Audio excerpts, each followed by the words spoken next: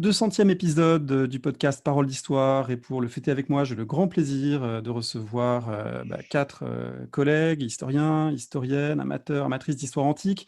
D'abord, les Lucius Vorenus et Titus Pulot du podcast que vous avez déjà entendu à plusieurs reprises, Clément Salviani, Vivien Barrière, que vous connaissez, qui représente ici plutôt la team romain, du côté de l'Antiquité romaine.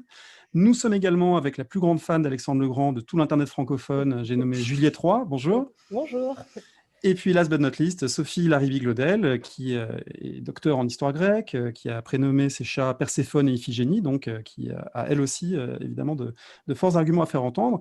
Du côté grec, du côté romain, 5 personnes, donc, on va se tutoyer dans cette conversation, qui correspond à un petit jeu. Alors, tous les 5, on va donc jouer à un jeu inspiré d'un podcast qui s'appelle No Dunks Podcast, un podcast de basket, qui joue à drafter des choses. Qu'est-ce que c'est la draft ? Eh bien, on va faire la draft de l'Antiquité. La draft aux États-Unis, c'est la sélection des meilleurs joueurs de basket ou de hockey ou de foot américain. Chaque équipe, à tour de rôle, a le premier choix, deuxième choix, troisième choix, et puis fait une sélection. Et par extension, on peut drafter, sélectionner toutes sortes de choses. Et aujourd'hui, on va essayer chacun de sélectionner la meilleure équipe de l'Antiquité, avec non seulement des personnages, mais aussi des choses ou des lieux. Et donc, on va être amené à tour de rôle à faire un choix dans les 5 catégories suivantes. D'abord, un auteur antique, c'est Sophie qui aura le premier choix.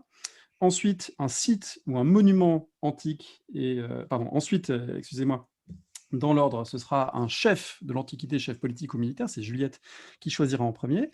Ensuite, on aura un site ou un monument de l'Antiquité, c'est Vivien qui aura le premier choix. Puis une bataille de l'Antiquité, qui en a évidemment beaucoup d'importantes, c'est Clément qui choisira en premier, spécialiste d'histoire militaire. C'est le hasard qui l'a fait, mais il aura le premier choix. Et pour finir, un objet de l'Antiquité, et c'est moi qui choisirai en premier, et donc à tour de rôle, ensuite, on aura des sélections. Alors, pour que ce jeu donc, soit plus drôle, ça a été tiré au hasard, les sélections, et puis il va falloir évidemment défendre ces choix, ou parfois les critiquer avec, bien sûr, le maximum de mauvaise foi ou de mauvais esprit vis-à-vis, par exemple, des Grecs ou des Romains. On sait que ça n'apprécie pas toujours.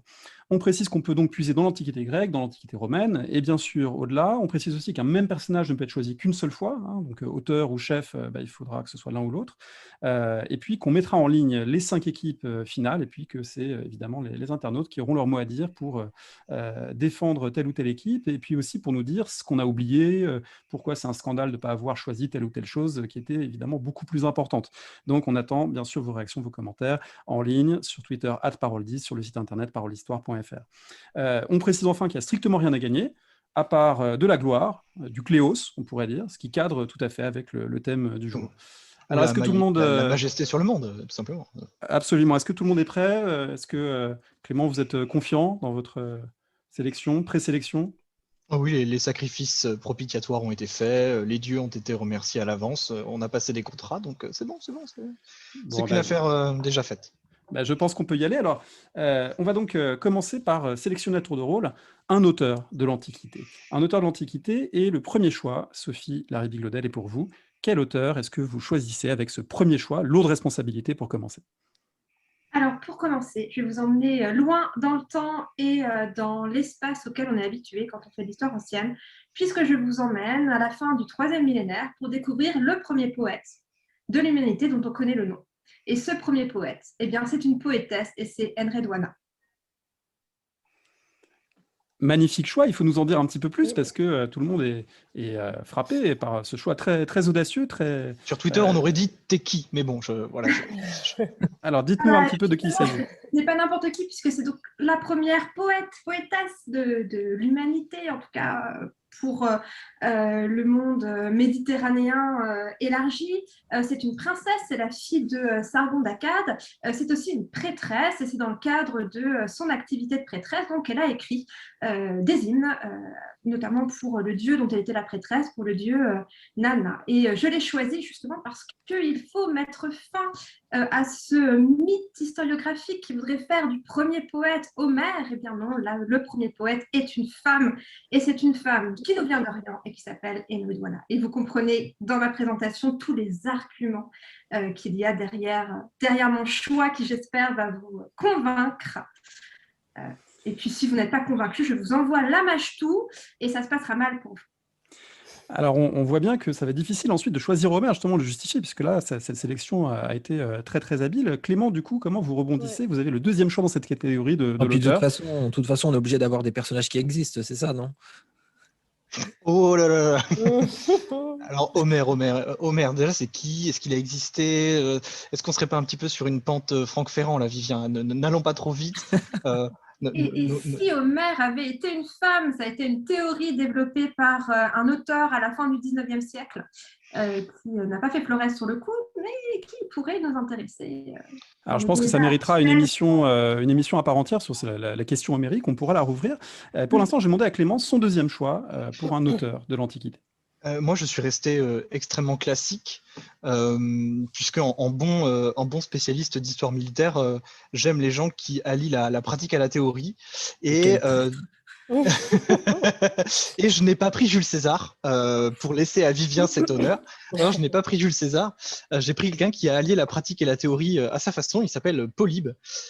Polybe, vous le savez, donc c'est cet historien grec d'origine. Hein. Il vient de Mégalopolis, donc dans le Péloponnèse, et c'est un homme qui a d'abord servi dans les armées du monde grec, notamment dans le cadre des guerres de Macédoine, et il faisait partie de la Ligue achéenne, hein, comme nombre de cités grecques. Et cette Ligue achéenne, comme vous le savez, se retrouve aux prises d'un conflit de loyauté, hein, servir ou en tout cas s'aligner sur les positions géopolitiques de Philippe V de Macédoine, ou en appeler et en recourir à la puissance romaine plus que montante à ce moment-là dans les années 170 avant Jésus-Christ. On connaît la suite. La bataille de Pydna met un terme à toutes les ambitions du royaume de Macédoine en tant qu'entité politique en Méditerranée. Et alors, je vais être obligé de vous interrompre parce que je sens que vous allez vous lancer dans toute la litanie des défaites grecques et on peut pas accepter ça dès le début. Je resterai simple. C'est quelqu'un qui, en arrivant à Rome pris en otage après cette défaite de Pydna, se rend compte du génie de ses vainqueurs. Oui, et voilà. quelqu'un qui a compris le génie de ses vainqueurs et qui a du coup décrit dans le menu les institutions romaines de son point de vue d'otage romain et d'ami du cercle des Scipions. Donc pour moi, c'est quelqu'un qui avait aussi une pensée de l'histoire extrêmement fructueuse et extrêmement complexe. Très beau choix, hein, Polybe, évidemment, le penseur de l'entrelacement des histoires grecques et romaines, de la symploquée de ces deux intrigues. Voilà, un choix magnifique. Il faut quand même dire que c'est incomplet. Hein, donc, Clément, votre auteur est fragmentaire. Hein, bon, c'est pas un drame, hein, c'est l'Antiquité après tout. Mais il est incomplet, il a une vision très orientée aussi, justement, parce qu'il veut montrer la puissance de Rome. Donc, c'est quand même très orienté. Sa manière de décrire aussi les campagnes militaires et toute l'époque hellénistique est quand même très biaisée. Mais ça fait partie de ces gens qui ont ensuite eu à cœur de servir la politique administrative romaine en participant à la création de la province d'Achaïe. C'est quelqu'un qui, et en même temps, comme dirait notre cher chef de l'État, qui a réussi à prendre à gauche et à droite de l'Adriatique le meilleur de ce qui se faisait pour pouvoir exercer sa vie. C'est quelqu'un qui était reconnu aussi pour son expertise militaire, puisqu'il participe lui-même en personne au siège et à la destruction de Carthage et de Numance. Donc c'est quelqu'un qui a non seulement vu du terrain et qui n'a pas fait qu'en parler. Très beau choix. Polybe, il figurait sur ma liste. Moi, j'ai le troisième choix, donc je ne peux pas le prendre. Mais merci, je me console. Tu m'as drafté, moi aussi, mon premier choix. Voilà, Vivien est un peu frustré comme moi. Moi, je me console parce qu'il me reste quand même... donc, j'ai le troisième choix et je vais choisir quelqu'un qui, finalement, me paraît être un bon choix parce qu'il résume l'Antiquité à lui seul. Je vais prendre Plutarque. Oh non! Ben oui, bien sûr, les vies des hommes illustres, les biographies, les vies parallèles. Avec Plutarque, j'ai évidemment toute l'histoire grecque, toute l'histoire romaine, plus des propos de table, des recettes de cuisine, des anecdotes. Donc, j'ai aussi bien le côté matériel de la vie antique que les plus grands exploits des plus grands personnages. Et pas mal de conneries aussi. Pas mal de conneries, mais qui font son charme. Et puis aussi, il a préservé tous ces auteurs disparus, tous ces fragments finalement qui ne survivent qu'à travers lui. Donc, un peu un condensé de l'Antiquité qui me va très bien, comme ça allait bien à Montaigne, à tous ceux qui l'ont lu depuis. Par exemple, pourquoi les haricots font-ils péter, un texte très important que l'on doit à Plutarque. Une vraie question qu'on ne pose pas assez souvent. Juliette, vous étiez aussi sur la piste Plutarque? Bah, tout à fait, parce que moi, ce que j'aime chez lui, c'est vraiment justement son honnêteté sur le fait de ne pas faire un travail d'historien et qu'il le dit, je trouve, de manière géniale dans son Incipit, qu'il s'en fiche des événements historiques et que son but, c'est pas de faire œuvre d'historien, mais d'être de mauvaise foi et de Ça me rappelle moraliser. Laurent Deutsch. Hein. Je trouve ça génial. Non, moi, je trouve ça absolument génial parce que du coup, Ça me rappelle Laurent Deutsch, perso, mais bon, je peux pas très, dire. très marrant. Non. Non, Bah, parce si. que c'est quand, si. quand même très détaillé derrière et je pense que c'est quand même plus, je pense que c'est plus fiable que Laurent Deutsch. Je crois qu'il il a vendu plus ou moins que Laurent Deutsch plus tard. Vraie question. Il a vendu plus. Il a surtout écrit plus et mieux. C'est plus long à recopier. Les œuvres complètes de Laurent Deutsch ne tiennent pas dans un quarto. Alors du coup, Vivien, il n'y a plus Polybe et Plutarque sur la table. Il reste quand même un certain nombre de poids lourds de la catégorie. Vous avez le 4e choix. Vers qui vous êtes? C'est vrai, bon. Donc classiquement, je vais pourrir la catégorie des chefs en prenant César comme auteur. Excellent. Bon, autant le chef César peut être un peu polémique, peut être sujet à discussion, autant je pense que l'auteur César mettra tout le monde d'accord. Oui, il paraît qu'il est très fiable en plus sur les questions de longueur de circonvallation, de direction, etc. Il y a plein de gens qui s'appuient beaucoup sur lui pour trouver des sites archéologiques d'ailleurs. C'est quelqu'un qui, effectivement, avec son décamètre, son hélicoptère, a pris des mesures extrêmement précises de tous les sites qu'il a visités. Non, bah c'est comme tous les grands aristocrates romains, quoi. C'est pas juste un homme d'action, c'est aussi un homme de lettres. Voilà, il est parfaitement rompu à ce genre de choses. C'est quelqu'un qui maîtrise la rhétorique. Et même si les œuvres qu'il nous a laissées, donc la guerre des Gaules, la guerre civile, ça a l'air d'être très épuré, on ne voit pas de gros artifices. En réalité, c'est un travail très, très fin, très subtil de désinformation, de justification de tous les reproches qu'on peut lui faire. Est-ce que c'est du beau latin? Parce que moi, je ne suis pas latiniste, mais moi, est-ce que vous avez du plaisir à le lire? C'est du beau latin. Je ne sais pas, je comparerais un peu ça à La Fontaine. C'est une langue classique et on se dit, est-ce qu'il y avait une autre manière de le dire? On a l'impression que ce n'était pas possible de le dire autrement. Et ce qui en fait est très difficile à faire. Je reprends ce que tu disais dans notre podcast sur Alésia, et c'est vrai que le latin de César, moi qui suis très mauvais latiniste, pour le coup, j'y ai eu très peu à faire, mais on a l'impression que c'est un latin extrêmement basique, assez rudimentaire, extrêmement direct. Mais comme tu disais, Vivien, César est partout, en fait, derrière chaque choix de verbe, d'interposition d'adjectif, le sujet du verbe, le pronom qui est choisi. Tu le disais toi-même, c'est un latin très pur, et c'est une façon d'écrire qui est totalement méditée, et dans un but idéologique. C'est un latin qui est extrêmement intéressant, le latin de César. C'est pas juste un latin de grand littérateur ni de grand mytho. C'est aussi un latin de quelqu'un qui veut écrire pour qu'il soit directement compris, quoi. Puis c'est un auteur-acteur, ce qui rajoute un peu de l'intérêt de la chose. Et ce qui enlève du coup un chef possible pour la catégorie suivante. Alors avant d'en venir à cette catégorie suivante, Juliette, vous avez le 5e choix parmi les auteurs. Alors là encore, il en reste quand même quelques-uns, même si vous êtes évidemment déçu de l'absence de Plutarque, mais on peut le comprendre. Hein. J'ai fait évidemment le meilleur choix dans la catégorie, mais il vous reste quand même quelques possibilités. Alors qu'est-ce que vous allez nous proposer? Oui, parce que du coup, bon, effectivement, je me retrouve un peu esseulée sans Plutarque, mais en fait, non, je suis très contente de vous proposer, et attention, les bras vont vous tomber. J'ai choisi Arien, donc de Nicomédie, donc un auteur grec donc d'époque romaine, de l'époque d'Adrien, donc qui a écrit l'Anabase, donc l'expédition d'Alexandre. Donc un récit des campagnes militaires d'Alexandre, un des récits les plus fiables qui nous soit parvenu. Vous voulez dire, c'est un récit fiable, vous voulez dire qu'il est bon, Arien? Et voilà. Et voilà. Ça c'est fait. Ouais. Fallait la faire. Non, mais ce qui est intéressant avec lui, en tout cas, c'est ce que j'aime aussi à la lecture d'Arien, c'est que parmi les sources qu'il utilise notamment, il utilise les mémoires de deux généraux d'Alexandre, donc Aristobule et puis Ptolémée. Le fameux Ptolémée. Et du coup, c'est très intéressant parce qu'il a intégré justement ces aspects-là très personnels de ces généraux-là. Et lui-même était un haut fonctionnaire donc proche d'Adrien. Il a eu aussi des fonctions politiques et militaires. Donc, c'est quelqu'un qui connaît la guerre et qui connaît en fait ce domaine-là. Au fonctionnaire romain, tu veux dire, c'est ça? Oui, au fonctionnaire. Oui, c'est ça. Oui, il a dit qu'il connaît la guerre. La guerre, il est romain. Il est de langue. Il connaît romain, oui. Mais il est de langue et de culture grecque quand même, malgré tout. Mais oui.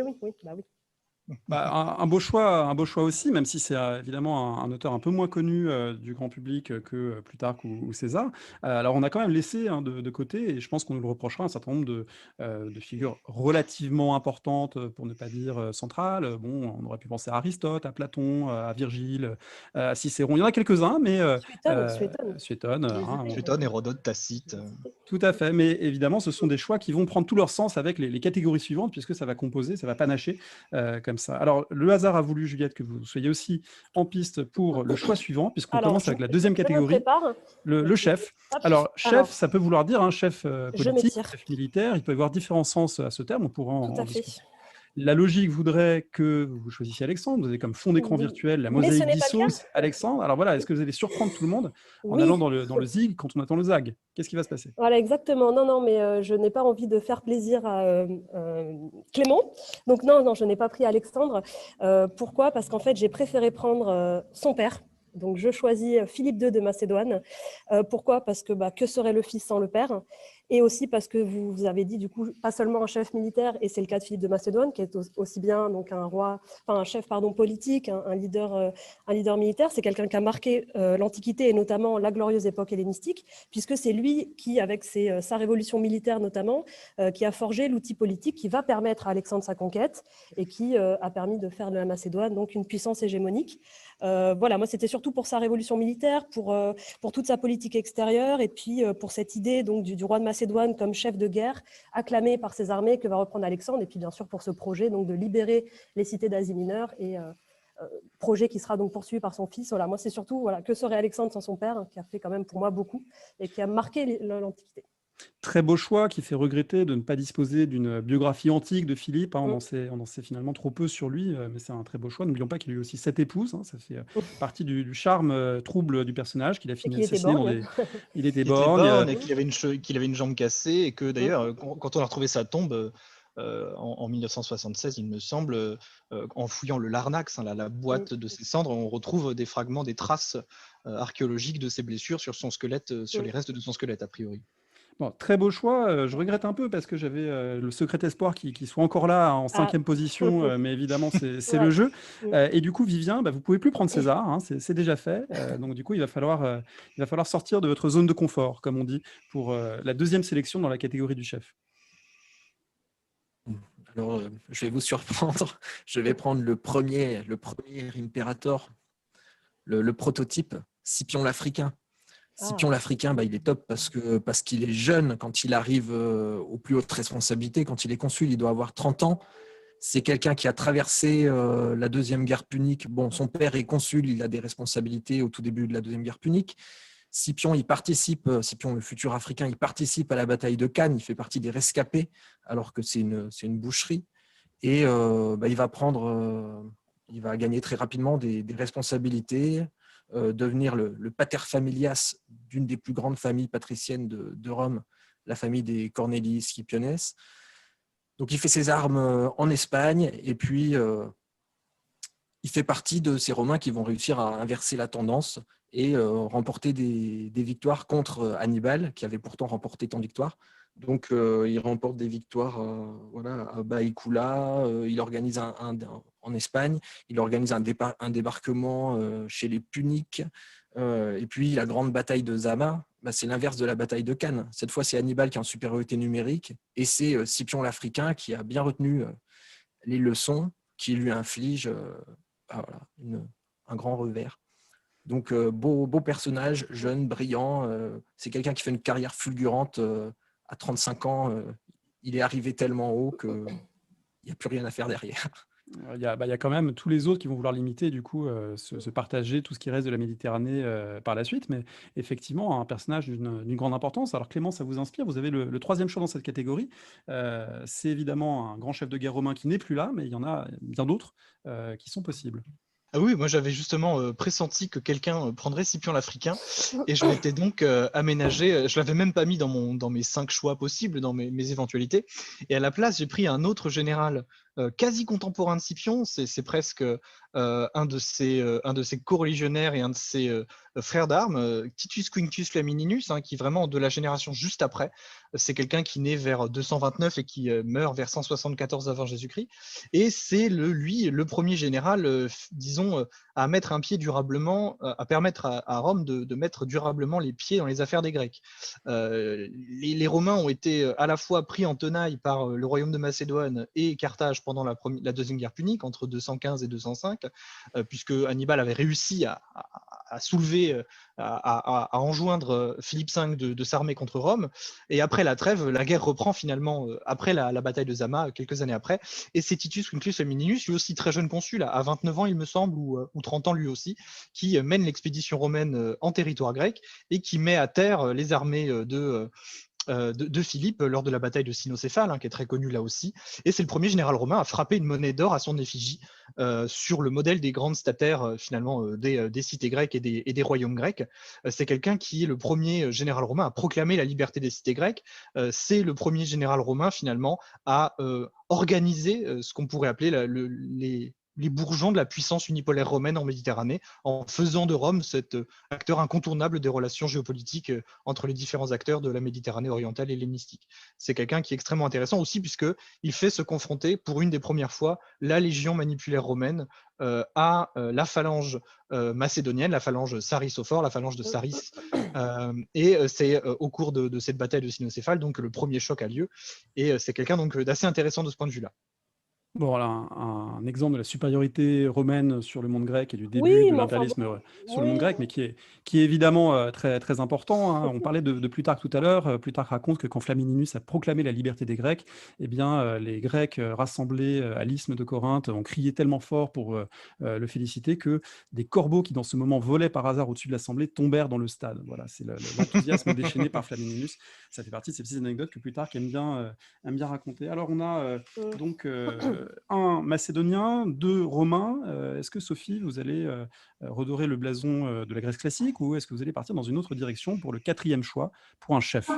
Mon chef est une chef de guerre. Quelle surprise, puisque j'ai choisi Artémis Ier. Donc, je vous emmène à nouveau en Grèce, je vous emmène pendant les guerres médiques et je vous présente l'une des plus marquantes, des chefs de guerre les plus marquantes de cette période. On ne s'imagine pas, et on le voit bien avec le choix de mes collègues, on voit un monde d'hommes en guerre, mais il y a également des femmes qui font la guerre, et parmi ces femmes, il y a Artémis Ier, aux côtés de Xerxès, qui affronte les Grecs, les Athéniens, à Salamine. Alors, évidemment, c'est une victoire des Athéniens, et je m'en réjouis, mais c'est aussi une victoire de cette chef de guerre qui a su démontrer toute sa valeur à la tête de ces 5 navires. Oui, puis c'est aussi Eva Green dans 302, je tiens à préciser. Eva Green, accessoirement. Cet amour pour les perdants, pour les hellénistes. Dans ce film, elle est d'ailleurs plus virile que Xerxès. Oui. Oui, il y aurait beaucoup à dire sur la manière dont les orientaux sont représentés dans 300. Alors justement, moi j'ai le 5e choix dans cette catégorie et je vais justement reprendre le flambeau des orientaux et dire que tous les personnages que vous avez cités sont gentils et aimables, mais en termes d'ampleur de conquête, alors personne n'a cité Alexandre, à la limite ça aurait été le seul à pouvoir rivaliser, mais celui qui finalement a accompli des conquêtes beaucoup plus vastes, beaucoup plus importantes à moyen terme, c'est tout simplement Cyrus le Grand, le fondateur de la dynastie achéménide. Cyrus le Grand, qui en l'espace d'une vingtaine d'années, il règne entre 559 et 530 avant notre ère, à partir de l'Iran actuel, il conquiert la totalité du Proche-Orient antique. Son fils prendra l'Égypte, il conquiert aussi une partie il conquiert l'Asie mineure, une partie de la Thrace. Bon, voilà, une extension absolument gigantesque de l'Empire perse, de l'Empire achéménide, qui devient à ce moment-là le plus vaste que la Terre ait porté. Et puis c'est un personnage aussi assez fascinant de par les légendes qui circulent sur lui. Hérodote raconte qu'il aurait été substitué à la naissance parce qu'un présage aurait annoncé qu'il allait supplanter son père. Donc voilà, il fait partie de ces histoires d'enfants substitués, cachés, que les anciens affectionnent tant. Et puis, c'est bien quand même d'avoir pas seulement des Grecs, des Romains, mais aussi des personnages de l'Iran ancien qui sont présents dans nos choix respectifs. Donc voilà, Cyrus le Grand fait partie de mon équipe en tant que chef. Alors, votre choix m'interpelle parce que dans ma liste, je me doutais qu'Artémis n'allait pas forcément convaincre, ou en tout cas séduire de prime abord les collègues, mais j'ai noté Tomiris, qui est quand même celle qui voilà, marque la fin du règne de Cyrus le Grand en le faisant décapiter. Encore une femme. On aurait pu citer Zénobie également. Hein. Moi, j'avais pensé à Zénobie, reine palmyrénienne, qui a régné au IIIe siècle, évidemment. Hein, l'Antiquité n'est pas que masculine. Alors, on va aborder maintenant notre troisième catégorie. Et pour cette troisième catégorie, il est question de drafter, de sélectionner un site ou un monument. Alors, peut-être qu'il faudra qu'on débatte du périmètre, de la définition. Par exemple, je précise que Rome n'est pas considéré comme un site ou un monument. On ne peut pas prendre seulement Rome. Vivien est très déçu. Mais je suis sûr que vous avez d'autres choix sur votre petit papier, donc vous allez pouvoir choisir. Vous avez le premier choix dans cette catégorie, Vivien, du site ou du monument. Alors, j'ai décidé de choisir un site, un monument qui sert à quelque chose, parce qu'après tout, c'est ce qui est de plus important. Donc, j'ai pris une conduite d'eau, une simple conduite d'eau, mais une conduite d'eau qui attire encore aujourd'hui des millions de touristes. J'ai choisi le pont du Gard. Donc, le pont du Gard, c'est une partie de l'aqueduc de Nîmes. Donc, ça date de la moitié du 1er siècle de notre ère. C'est un aqueduc qui a fonctionné pendant à peu près 5 siècles, ce qui est incomparable par rapport à la durée de l'empire d'Alexandre le Grand. C'est un aqueduc donc, qui s'étire sur 50 km. Et le tour de force qu'il y a dans cet aqueduc, c'est qu'il n'y a que 12 mètres de dénivelé entre le point haut à Uzès et le point bas à Nîmes. Ce qui fait que tous les 10 mètres, c'est 2 mm de descente, et que les ingénieurs romains ont réussi à implanter ça parfaitement. Donc, on est sur un chef-d'œuvre de génie civil, et c'est suffisamment exceptionnel pour que ce soit mon premier choix. Et en même temps, c'est ordinaire chez nous, finalement, l'aqueduc. Il y en a 5 ou 6 par ville. Exceptionnel, ordinaire, c'est effectivement un peu la définition de Rome. Oui. Et effectivement, quand on fait philosophie, théâtre, poésie, littérature, c'est sûr qu'il faut bien avoir des compétences manuelles, donc c'est très bien. Et les Romains, effectivement, étaient très réputés pour cela. Un commentaire sur ce choix, Sophie, Juliette, le pont du Gard, ça vous paraît un bon choix? Oui, c'est un pont, quoi. Donc, je sais pas, non. Vous avez soif, peut-être? Sans grand intérêt, quoi. Bon, oui, c'est assez ingénieux, c'est vrai, il faut le dire. Non, c'est vrai, c'est assez ingénieux de la part des Romains. C'est pas toi qui as choisi Philippe II, le gars de la révolution militaire, machin, l'ingénieux, truc. Faut savoir, soyez cohérents. Oui, non, mais c'est ingénieux, mais voilà, c'est un pont, quoi. Donc, si tu veux, je vais pas m'extasier. Ce qu'on dit, c'est que la mauvaise foi part dans les aigus. Eh bien, on attend de voir ce qui va être choisi. On attend de voir, ce sera tout à l'heure. En attendant, c'est moi qui ai le deuxième choix, et donc je suis très content parce que j'aurais pas pris le pont du Gard, c'est un beau choix malgré tout, mais moi, je vais faire très simple. Je vais choisir le sanctuaire de Delphes. Et je vais choisir donc évidemment le l'omphalos, l'ombilique du monde grec, le lieu où la Pythie délivrait des présages, des oracles, et le lieu que les Grecs vont rituellement consulter à chaque décision importante, et qui vraiment depuis l'époque archaïque jusqu'à la toute fin de l'Antiquité grecque a été un lieu central, et en plus qui est un site absolument splendide. Si les gens qui nous écoutent ont l'occasion de voyager cet été, de voyager par la suite, voir Delphes, c'est une chose à faire vraiment au moins une fois. C'est un site très vallonné, c'est un très beau musée, c'est un endroit assez magique. D'ailleurs, Titus Quinctius Femininus, il a fait son petit tour. Pardon, forcément, ça attire des touristes du monde entier. Les Gaulois aussi, les Galates sont allés. Il y a un peu tout le monde qui est passé sur Delphes. C'est un peu c'est un peu un point. Alors effectivement, le sanctuaire a régulièrement été pillé, notamment les Phocidiens qui ont commis de lourdes déprédations au cours de la guerre sacrée, mais il a toujours été important aux yeux des Grecs, et puis cette importance s'est attestée par tous les trésors évidemment que les différentes cités y avaient entreposés, donc beaucoup sont encore visibles aujourd'hui, des trépieds, des statues, ça en fait quand même un site. Sophie, vous avez derrière vous en arrière-plan le sanctuaire de Broron près d'Athènes, mais Delphes, je pense que vous y êtes sensible également. Alors c'est vous qui allez choisir justement le troisième site. Qu'est-ce que vous allez nous proposer? Alors, juste pour rebondir sur Delphes, moi, évidemment, je pense à l'architecture, mais je suis plutôt épigraphiste, donc je pense aussi à la richesse des inscriptions de Delphes. Et donc, je vous félicite pour votre choix. Alors, moi, je vais à nouveau partir un petit peu dans les territoires des marges, si je puis dire. Je vais quitter le monde méditerranéen classique, mais en restant assez proche, vous allez comprendre tout de suite. Alors, j'ai choisi le site du Tophet de Carthage. Pourquoi? Au-delà du fait que, évidemment, tout le monde pense à Salammbô et tout le monde pense aussi à cette réputation assez sulfureuse qu'on retrouve autour de ce sanctuaire ou ce cimetière de nouveau-nés ou de bébés. Ce Tophet de Carthage m'intéresse et je trouve que c'est un site qui est assez représentatif de ce qu'est notre discipline, de ce que sont les sciences de l'Antiquité, puisqu'on n'a toujours pas la réponse. On est toujours en train de chercher quelle était la fonction du Tophet de Carthage. Et chaque année, on a des équipes qui n'ont pas la même interprétation et qui chaque année publient des études, des analyses qui se répondent, qui débattent. Donc là, on est vraiment autour d'un site qui est un cimetière, mais qui, pour les sciences de l'Antiquité, est un site extrêmement vivant et qui continue de stimuler la recherche et j'espère stimulera la recherche encore pendant de longues années, d'autant qu'on pense au Tophet de Carthage, mais des Tophets, vous en trouvez partout dans l'espace public. C'est un site qui se visite aujourd'hui en Tunisie? Je ne suis pas sûre. Il y a toujours des travaux et il y a toujours des fouilles normalement. J'imagine qu'ils se visitent alors. Bon, il y a peut-être un auditeur, une auditrice qui nous donnera la réponse ou qui nous donnera des précisions. Alors, c'est un très beau choix, toujours hein, dans ces marges. Vous jouez à la marge. C'est une stratégie intéressante hein, de composer finalement une autre vision de l'Antiquité. Juliette, qu'est-ce que vous nous proposez comme quatrième choix pour cette catégorie, donc du site ou du monument? Alors moi, j'allais vous dire, je quitte la religion, mais en fait pas vraiment, parce que vous allez comprendre. Mais les romanistes seront contents et bon, je passe peut-être à l'ennemi, mais pas vraiment. En fait, je choisis un monument moi que j'ai eu le plaisir de découvrir en L2 et qui m'a fasciné. C'est pour ça que je voulais un peu lui rendre hommage. Il m'a fasciné par sa monumentalité, pardon, et puis ses objectifs. C'est le théâtre de Pompée.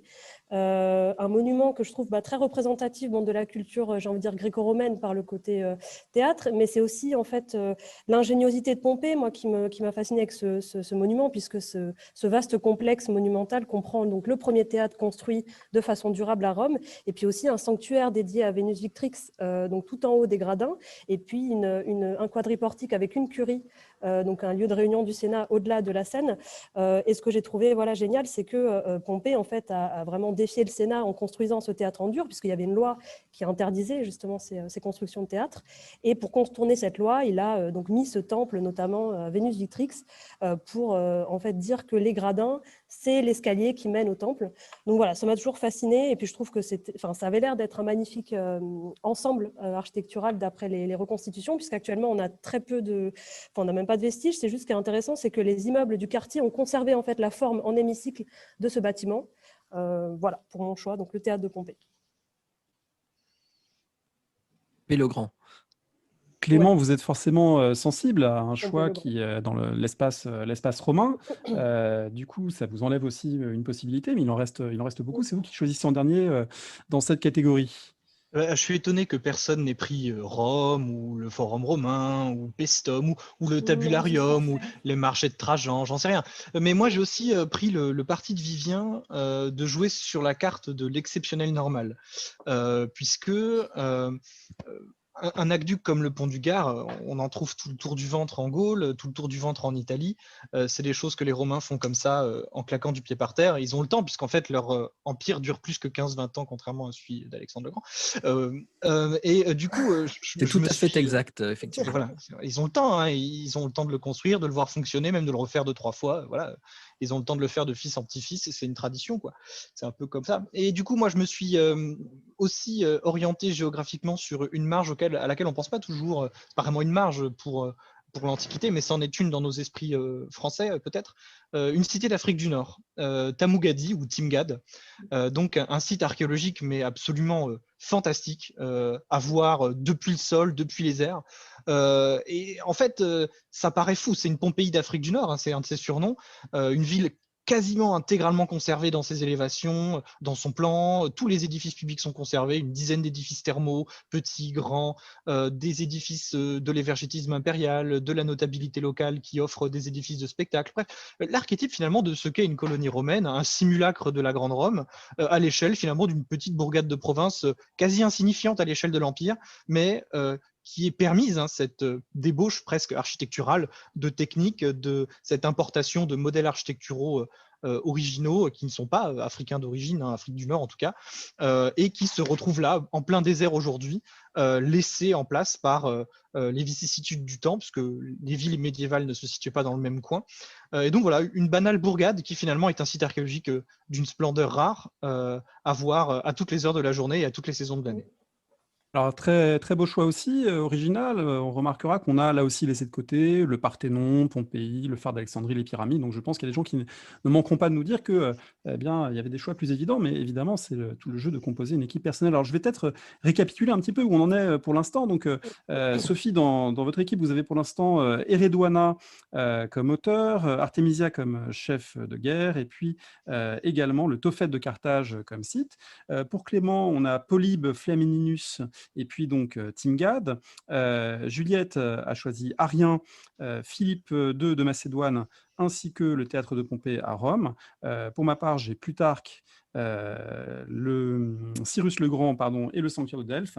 Et puis Clément vient donc Vivien est le seul qui n'a pas pour l'instant vraiment panaché. Il est resté très romano-romain, hein, avec César, ça nous surprend beaucoup, César Scipion l'Africain, ainsi que le Pont du Gard. Alors, on va voir si ça change pour les deux dernières catégories. La catégorie suivante, évidemment, elle renvoie à tout un imaginaire, celui des grandes batailles de l'Antiquité. Il y a un vaste choix possible. Clément, c'est vous qui avez la lourde mission de choisir la première de ces batailles. Et oui, l'avantage du monde romain, c'est que des batailles, on en a tout le tour du ventre, et que ce soit les victoires emblématiques ou les défaites emblématiques. C'est une expression romaine, tout le tour du ventre, ou c'est plutôt Non, du c'est la mienne. d'accord. C'est de Lucanie, ça. Voilà, ça vient du sud de l'Italie, c'est vraiment un barbarisme local. Et justement, parmi les défaites emblématiques de Rome, il y a beaucoup de victoires, beaucoup de défaites, Cannes, Abritus, Andrinople, etc. Et parmi les grandes défaites dont on fait des blagues, hein, souvent sur Internet, sur Twitter, il y a le Clades Variana, le désastre de Varus, la bataille de Teutobourg. Et bien justement, c'est pas celle-ci que j'ai choisie, c'est plutôt le contre-Teutobourg, l'anti-Teutobourg, dont on entend à l'inverse jamais parler. C'est la bataille d'Idi-Staviso, qui a lieu donc en 16 après Jésus-Christ, au cours des campagnes contre les Germains, donc de Germanicus. Donc ce sont des campagnes militaires décidées par Tibère depuis son accession au pouvoir. Le but est, depuis ce désastre de Varus, d'une part de récupérer les corps des Romains détruits, vaincus par Varus, de récupérer les emblèmes et de punir une bonne fois pour toutes les Chérusques, les Chattes et autres peuples qui traînent sur les bords du Rhin et au-delà. Et en 16 après Jésus-Christ, donc l'armée romaine se ramène avec donc 8 légions, environ 55 000 hommes, des auxiliaires à tout va, des Bataves, des Gaulois et d'autres Germains, pour mettre un terme finalement aux velléités des Angrivards et des Chérusques de foutre le bazar de ce côté-là du Rhin. Et c'est une bataille qui est sanglante au possible, puisque les Germains perdent environ 50 000 hommes lors de cette bataille. Ils sont balayés sur place, et ensuite, tout simplement pour ne pas avoir à retourner en Germanie indéfiniment, Tibère et Germanicus laissent tout simplement les Germains à leurs querelles internes. C'est aussi ça l'intelligence de ce moment-là, c'était de se dire qu'inutile de dépenser encore des millions et des millions de sesterces chaque année pour faire d'énièmes campagnes en Germanie, autant les laisser se démerder entre eux, et en l'occurrence se démerder assez mal. Il y a cette espèce d'occultation de cette bataille. On parle beaucoup de Varus, de Teutobourg, mais pas de celle-ci, au cours de laquelle les Romains finalement remettent sur pied très rapidement, en quelques années, un dispositif militaire de grande ampleur avec des dizaines de milliers d'hommes pour repousser les Germains, et en tout cas remettre un petit peu de bazar dans les relations intergermaniques. Ouais, et c'est et puis, un acte réussi. On remarque quand même qu'il y a assez peu de statuts de Germanicus en Allemagne, ce qui est quand même vraiment pas très fair-play. Ouais. Bon, alors une stratégie donc de vaincre les peuples germaniques qui a d'ailleurs super bien marché à long terme, hein. On a pu tous le constater pour l'Empire romain. Une bataille moi, que je ne connaissais pas, donc merci de cette découverte, hein. Là, vous allez chercher dans les coins, mais effectivement, ça fait partie aussi de ce paysage antique de vaincre les barbares. Ça a longtemps été une habitude romaine avant que les choses s'inversent un petit peu. Alors Juliette, vous avez le deuxième choix dans cette catégorie, et là, il y a l'embarras du choix quand même. Et vous avez même Axiome. Gogamel. Axiome. Qui nous suggère un choix possible. Alors, Axiome, absolument pas, évidemment. Je ne prendrai pas cette bataille. Pourtant, Non, mais Axiom, bon, c'est un moment emblématique, hein, c'est bon, voilà, l'intégration enfin de l'Égypte dans l'Empire romain. oui, Ça, je mais pense. je n'ai pas envie de ressasser ce C'est la douloureux. dernière Ah, sortie de Cléopâtre, je crois, non? Voilà, cette souffrance de la fin du royaume Lagine. Non, j'ai vraiment pas envie. Excusez-moi. Sinon Pydna, Non, c'est bien. toujours pas, toujours pas. Non, j'hésite vraiment entre deux, en fait, une très célèbre et une moins célèbre. Euh, Bon, je pense que du coup, comme j'ai pas pris Alexandre, j'ai quand même envie de lui rendre encore hommage. Donc, je vais choisir évidemment Gogamel parce que c'est quand même, je pense, ma bataille préférée et puis quand même une des grandes batailles, si ce n'est la bataille principale de l'Anabase. Donc, en 331 avant Jésus-Christ, donc dans la plaine de Gogamel en Irak du Nord actuel. Et donc, pourquoi je la choisis? Eh bien, parce que bon, c'est un affrontement décisif hein, déjà entre Alexandre et Darius. C'est une bataille très célèbre aussi parce que donc c'est une défaite perse, alors qu'il y avait une supériorité numérique hein, de Darius qui aligne en gros 270 000 fantassins, 20 000 cavaliers, 200 chars et puis des éléphants, tandis qu'Alexandre, lui, aligne 40 000 soldats, dont 30 000 phalangites et 7 000 cavaliers.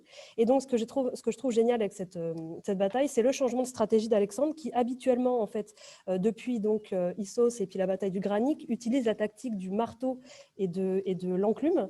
C'est-à-dire, en fait, le marteau et l'enclume, c'est envelopper les deux flancs de l'adversaire par un mouvement de cavalerie qui est rapide, le marteau, et ensuite on rabat le centre adverse sur son propre centre composé de phalanges, donc très solide, l'enclume. Et cette fois-ci, donc Alexandre ne peut pas faire ça puisqu'il est en infériorité et déploie son armée différemment.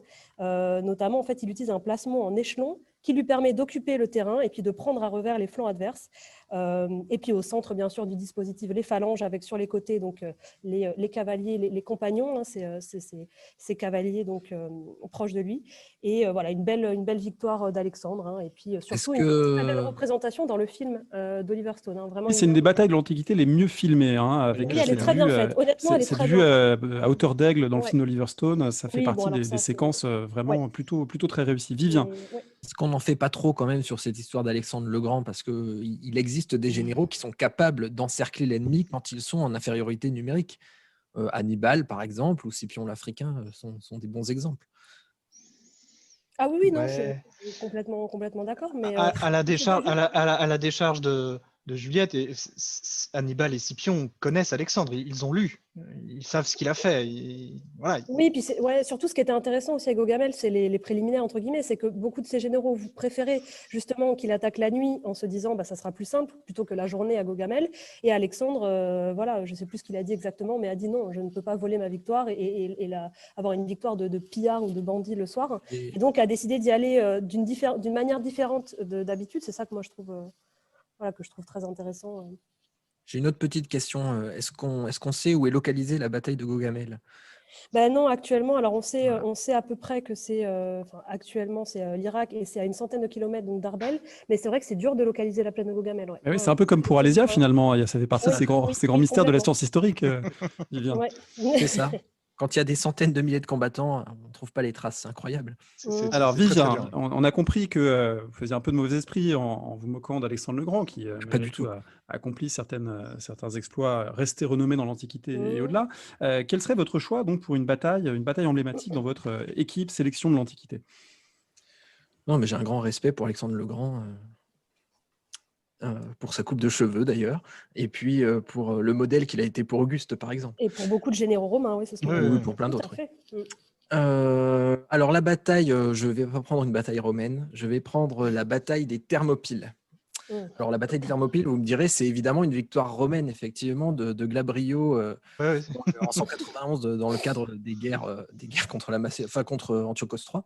Mais je vais prendre la bataille des Thermopyles la plus connue, celle de 480, celle de la Seconde Guerre médique. Pas tellement pour l'épisode en soi, mais surtout pour tous les discours qu'il a pu générer jusqu'à l'époque contemporaine, le fantasme que cette bataille est devenue, notamment à travers le film 300 ou encore Assassin's Creed Odyssey qui reprend complètement la manière de montrer la bataille des Thermopyles qui a été choisie dans 300. Et du coup, ça ancre dans l'imaginaire collectif vraiment l'importance de cette bataille. Donc, résistance de la liberté de la Grèce, de l'Occident contre un Orient barbare, animalisé qui déferle par vagues sur la Grèce. C'est vraiment présenté comme ça dans le film de Snyder et dans le roman graphique de Miller. Donc, je prends cet exemple de bataille aussi parce qu'en fait, il y a un discours mythique qui s'est développé sur cette bataille, pas seulement au XXe siècle, mais dès l'époque antique et dès la défaite, victoire des Thermopyles, les Spartiates sont quand même représentés comme des vainqueurs de ce combat, alors qu'évidemment, c'est une défaite. Et c'est intéressant de voir, on le voit, je crois, à travers Hérodote, qu'il y a vraiment cette construction du mythe des Thermopyles dès l'époque contemporaine de la bataille. Vainqueurs, évidemment, non pas des Perses, mais on pourrait dire vainqueurs d'eux-mêmes, parce que s'étant maîtrisés avec courage jusqu'à la mort, avec cette épitaphe célèbre sur le site, passant, on va dire, à Lacédémone que nous sommes morts pour obéir à ses lois, qui incarne cet idéal spartiate qui a tant fasciné. Alors, une victoire, plutôt une victoire perse, une défaite spartiate, effectivement très marquante. Moi, je vais aussi choisir, avec le quatrième choix, une défaite importante. Clément a évoqué des barbares vaincus. Ben, moi, je vais parler de barbares vainqueurs, puisque je vais parler de la bataille d'Andrinople en 378 de notre ère, qui marque quand même c'est médiéval. Qui marque le début de la fin. Mais alors justement, c'est pas vraiment antique, c'est pas antique ça. Alors je trouve qu'on manquait de tardo-antique. L'Antiquité tardive est une antiquité également, et donc il faut l'évoquer. Et du coup, la bataille d'Andrinople, c'est quand même une rousse absolument gigantesque subie par l'empereur d'Orient, l'empereur Valens, qui meurt au cours de la bataille, face à des Goths qui ont franchi le Danube 2 ans avant, qui ont été maltraités par Rome, qui ont eu le temps de se regrouper, de s'organiser et finalement d'infliger une défaite absolument cuisante. Et ce jour des barbares marque effectivement une forme d'affaiblissement très paradoxal, parce que c'est l'Empire d'Orient qui est vaincu, mais c'est l'Empire d'Occident qui va périr un peu moins d'un siècle plus tard. Donc une bataille qui est sans doute l'un des tournants de la fin de l'Antiquité et qui est racontée par Ammien Marcellin, autre auteur qu'on aurait pu évoquer comme finalement praticien de la guerre et également auteur militaire, et qui a laissé un texte assez intéressant qui permet d'y avoir accès. Voilà, une bataille qui a un côté marquant, même si évidemment c'est pas la plus célèbre, mais elle est marquante dans le rapport entre Rome et les barbares. Alors c'est marrant parce que avant de choisir Edith Aviso, je m'étais mis dans ma liste la bataille de Mysiquée, je ne sais pas si tu la connais. C'est la première bataille au cours de laquelle un empereur romain en fait perd, enfin lui-même engagé d'une part, et perd en fait et meurt au combat. C'est Gordien III. Alors bon, les textes divergent. En réalité, il est blessé pendant la bataille et il meurt quelques jours après. Mais en gros, ouais, 244 après Jésus-Christ contre les Sassanides de Sapor Ier. Et donc ouais, c'est la première bataille, le premier choc entre guillemets presque cosmique, c'est la mort de Gordien III. Quelques années plus tard, il y a la bataille d'Abritus où Trajandès est aussi massacré à la guerre. J'avais hésité à faire comme toi, ouais, à prendre. Est-ce qu'on pourrait changer de sujet? C'est beaucoup trop triste. Pardon, désolé. Tu veux pas qu'on parle de Valérien et qui a fini empaillé comme justement, ouais, marchepied pour le roi perse. Bon, c'est pas une période. 3e siècle, c'est une période un peu dure effectivement pour les empereurs. Ouais, on est dans le dur à ce moment-là. C'est trop récent en plus, c'est beaucoup trop récent là. Arrêtez. Alors peut-être que Sophie va nous ramener à des périodes plus lointaines. Quel est votre choix pour conclure donc cette quatrième sélection sur une bataille de l'Antiquité? Alors je pense que je vais surprendre tout le monde en vous emmenant à Marathon. Je sors de mon idée de vous présenter un petit peu l'Antiquité moins bien connue ou moins bien diffusée largement. Mais là, il faut quand même revenir sur la bataille de Marathon. Alors, pas tant pour la bataille en elle-même, même si, évidemment, on a nos Athéniens et des Platéens en nombre réduit face aux myriades de Perses qui débarquent sur cette plage, un coin très, très agréable de l'Attique, que je vous recommande.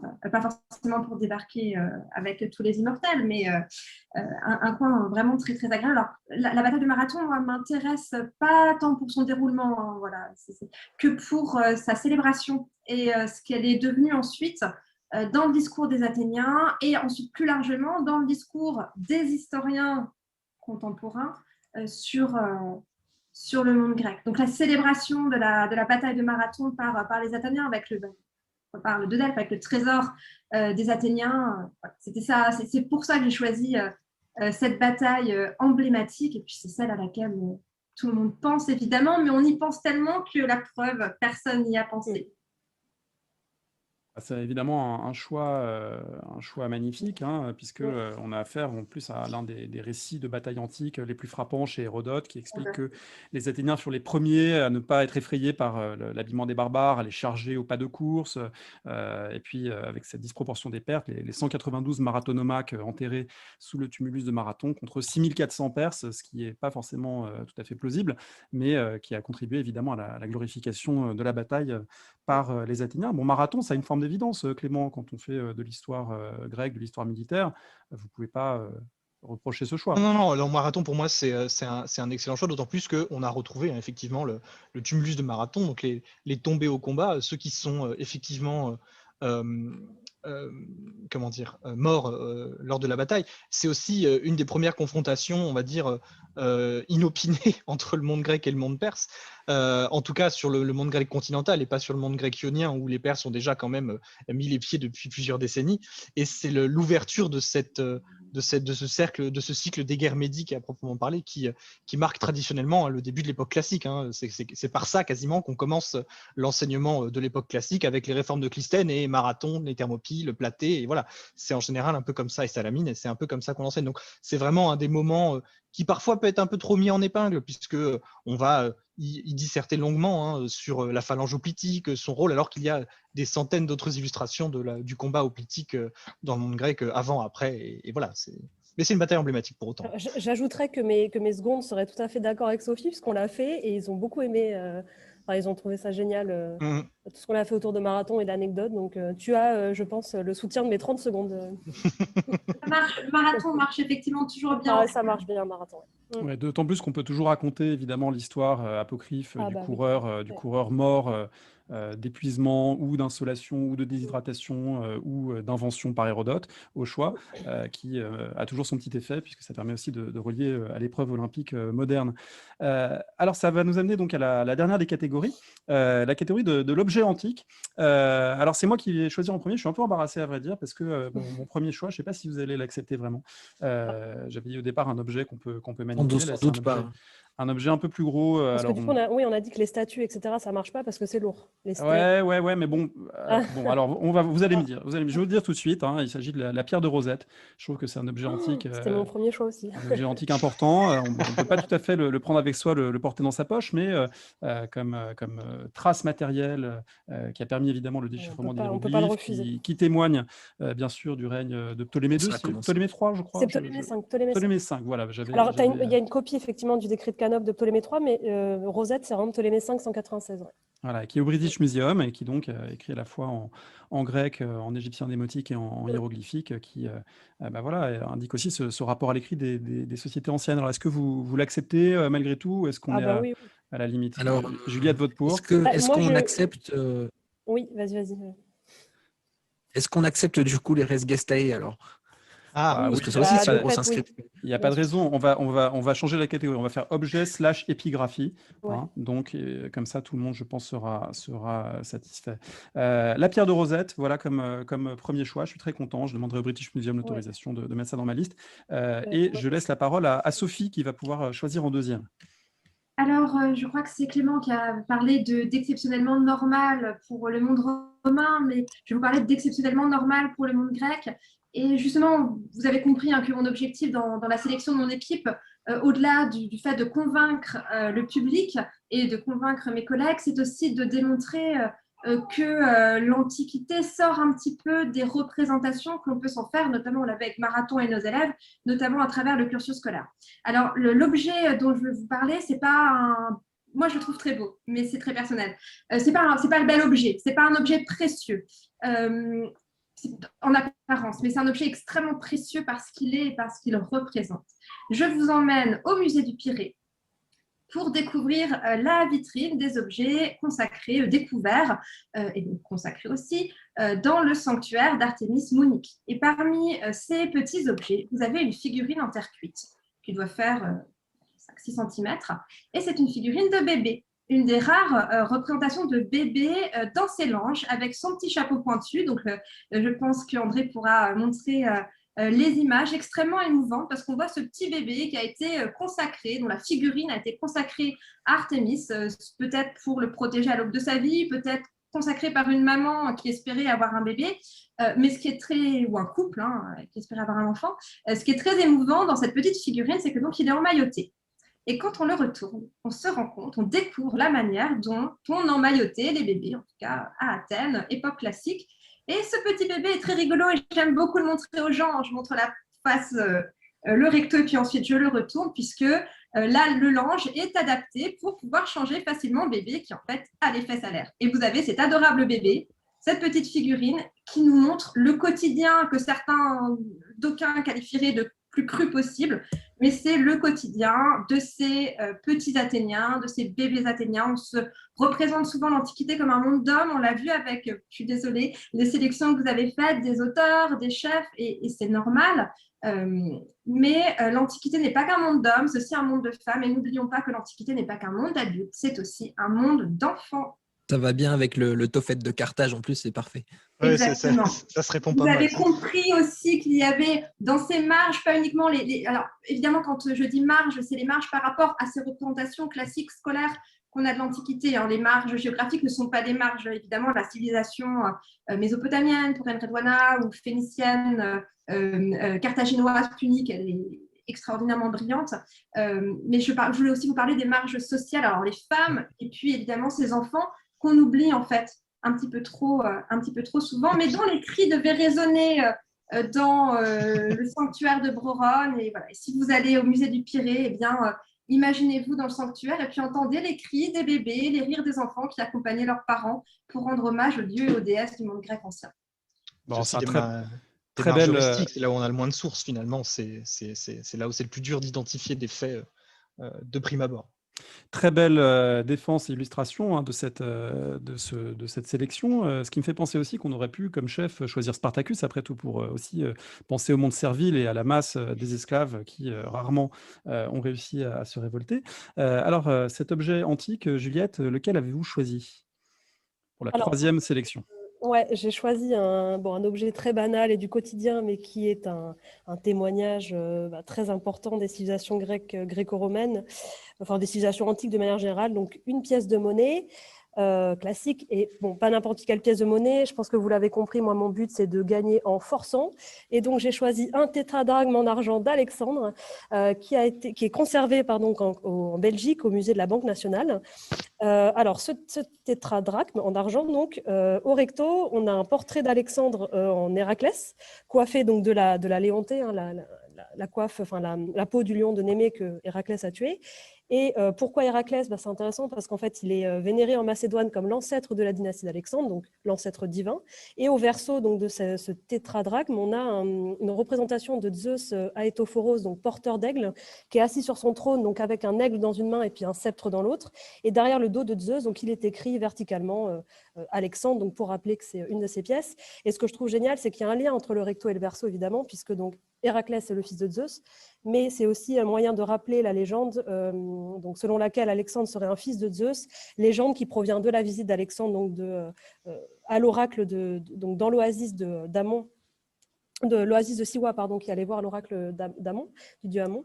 Voilà, j'ai choisi parce que je la trouve très jolie et parce que je trouve que les monnaies, c'est un objet très banal et quotidien, mais qui en fait nous en apprend énormément, pas seulement sur la vie économique, mais aussi sur l'aspect militaire, puisque là, les monnaies, notamment d'Alexandre, servaient à payer les soldes des soldats, par exemple. Donc, la vie économique, la vie financière, la vie culturelle, pour moi, c'est un objet vraiment, la numismatique, en tout cas, une science très, très importante pour comprendre l'Antiquité.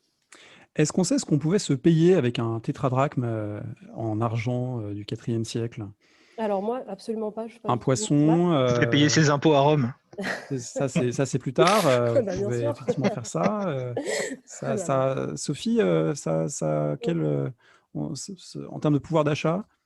Alors, là, comme ça, brut pour point, je ne vais pas pouvoir vous répondre. C'est quasiment un mois de salaire. Et tétradrachme en argent, oui, c'est quand même. Un drachme, c'est 6 oboles. Ouais.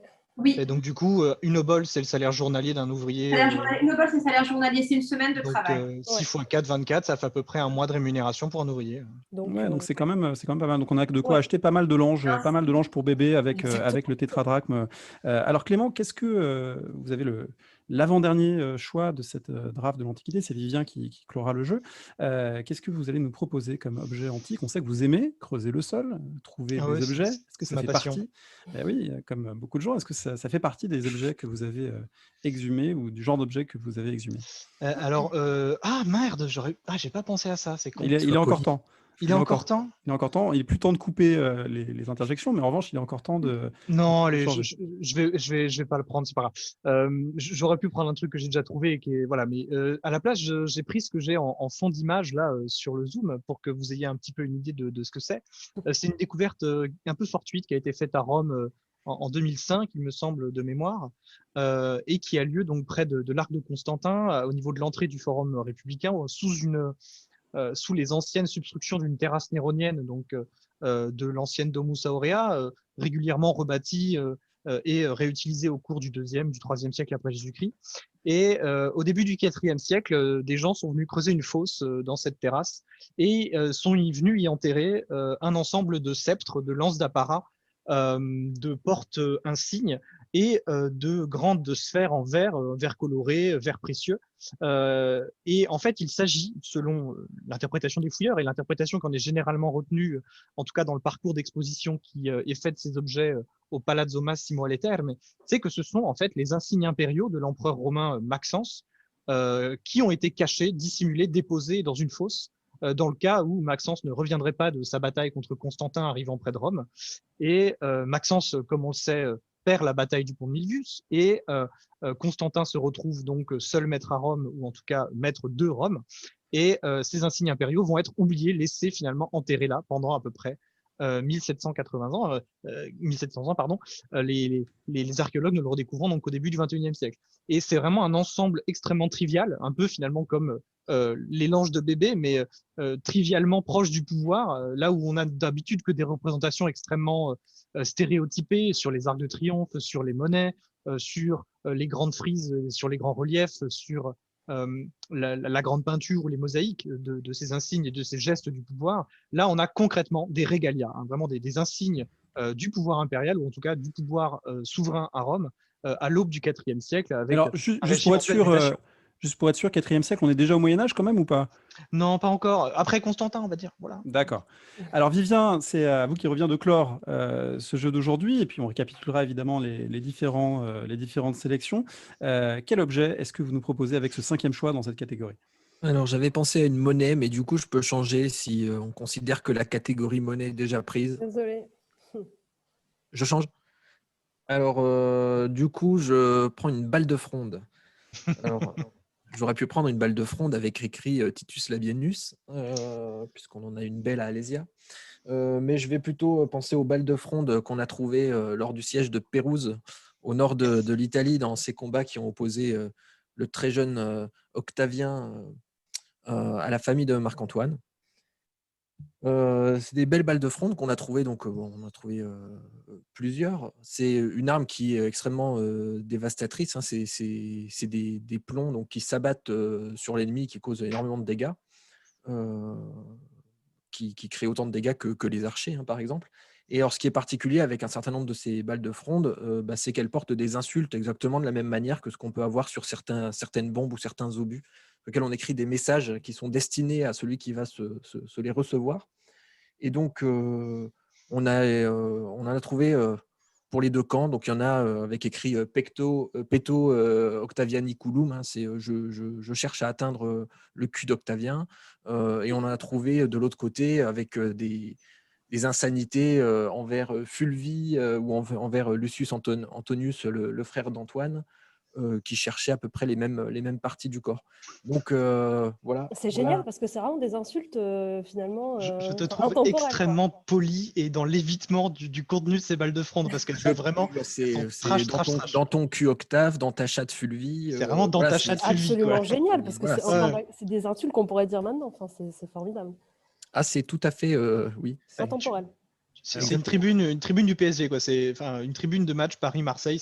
Mais de la même manière que les graffitis romains, par exemple. Toute la classe du monde romain, finalement, toute la classe et Oui, la subtilité du monde romain exprimée en quelques mots. Donc oui, c'est J'ai une envie de bonne dire manière le de finir. modèle, plutôt le modèle romain, effectivement, qui se perpétue encore de nos jours. On a quelques Antiquité vases au grecs présent. marrants comme ça aussi. Le vase de l'Eurymédon, il me semble, où est représenté un hoplite grec qui demande à un personnage appelé Eurymédon, donc le fleuve au large de l'embouchure duquel fut vaincue la flotte perse, viens ici que je te prenne par derrière, quoi. Il l'appelle vraiment pour le. Voilà.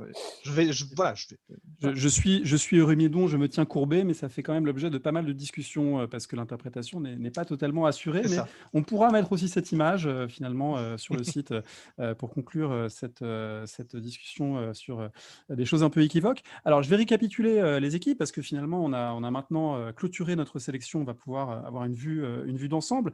Sophie, vous avez choisi en premier, donc comme auteur Redouana, comme chef Artemisia, comme site le Tophet de Carthage, plus classique dans tous les sens du terme avec la bataille de Marathon, et pour finir une statuette de bébé trouvée à Athènes. Clément a choisi Polybe Flamininus, le site de Timgad en Afrique du Nord, la bataille d'Idistaviso, et pour finir les insignes de Maxence enterrés et récemment découverts. Quant à Juliette, elle a choisi donc Arien de Nicomédie comme auteur, Philippe II de Macédoine, le théâtre de Pompée à Rome, la bataille de Gaugamel et une monnaie d'Alexandre. Une certaine cohérence dans cette sélection, mais qui est évidemment de belle qualité aussi. Et puis pour Vivien, à tout seigneur, tout honneur, donc César, Scipion l'Africain, le pont du Gard, les Thermopyles, petite incursion donc dans le monde grec, pour finir avec la balle de Fronde. Quant à moi, j'ai Plutarque, Cyrus le Grand, Delphes, Andrinople et la pierre de Rosette. Je suis très content aussi de ma sélection. Donc on laissera maintenant les auditrices, les éditeurs voter, choisir, critiquer, suggérer, se plaindre, etc. On vous laisse la parole et puis on espère vous retrouver pour de nouvelles émissions. On espère peut-être refaire l'exercice s'il a été réussi sur d'autres périodes, pourquoi pas. Et il me reste à vous remercier tous les quatre de vous être prêtés au jeu. Merci beaucoup. Merci. Merci André. Merci André. Merci de votre écoute. Vous retrouvez les 200 épisodes du podcast sur paroledhistoire.fr. À bientôt pour de nouvelles émissions.